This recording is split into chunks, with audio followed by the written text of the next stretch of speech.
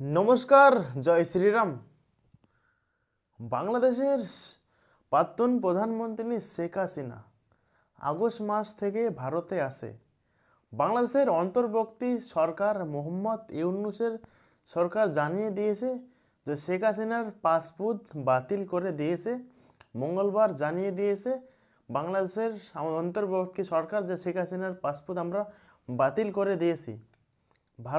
ভারতের নয়াদিল্লি শেখ হাসিনার ভিসার মেয়াদ বাড়িয়ে দিয়েছে। মোহাম্মদ ইউনূস এইদিকে শেখ হাসিনার পাসপোর্ট বাতিল করে দিয়েছে পাসপোর্ট। আর ভারত আইনি প্রক্রিয়া, মানে এটা বেআইনি না, আইনি প্রক্রিয়া নিয়ে তার যে ভিসার যে মেয়াদ আছে মেয়াদটি বাড়িয়ে দিয়েছে। নয়াদিল্লি একদম সাফ সাফ ক্লিয়ার করে দিয়েছে যে শেখ হাসিনার পাসপোর্ট ভিসা বাংলাদেশ বাতিল করেছে, তার জন্য আমরা তার ভিসার মেয়াদ বাড়িয়ে দিয়েছি। 5 আগস্ট থেকে শেখ হাসিনা ভারতবর্ষে আসে। বাংলাদেশের যে আইন অনুযায়ী শেখ হাসিনার বিরুদ্ধে মামলা দায়ের করে বাংলাদেশ হাইকোর্ট। যে গণহত্যার মামলার আসামি শেখ হাসিনা, মানবতার মামলার আসামি শেখ হাসিনা, এর টোটাল 96 জনের পাসপোর্ট বাতিল করে দিয়েছে বাংলাদেশের অন্তর্বর্তী সরকার।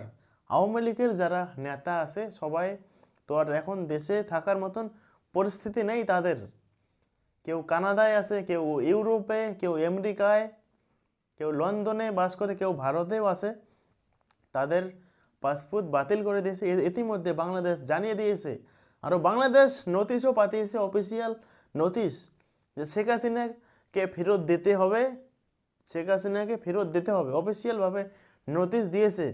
সে নোটিশ তাকে ভারত অত গুরুত্বপূর্ণ দেয়নি, জানিয়েছে যে নোটিশ এসেছে কিন্তু আমরা ফেরত দেব না। মোহাম্মদ ইউনূসের গালে একদম পুরা চুনকালি মেখে দিল ভারত। সাফ সাফ ক্লিয়ার করে দিয়েছে যে আমরা শেখ হাসিনাকে ফেরত দেব না। আমাদের ইচ্ছা, আমরা দেব না ফেরত। কি করার আছে তুমি করো। আইনি প্রক্রিয়া কি করবে? কিচ্ছু করবে না। ভারত যদি শেখ হাসিনাকে যদি না ফেরত দেয়, বাংলাদেশের অত ক্ষমতা নেই কি শেখ হাসিনাকে নিয়ে যাবে।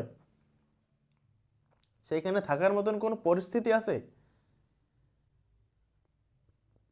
শেখ হাসিনার কি বিচার করবে? বিচার করার আগে তো শেখ হাসিনাকে একদম মেরে দেবে।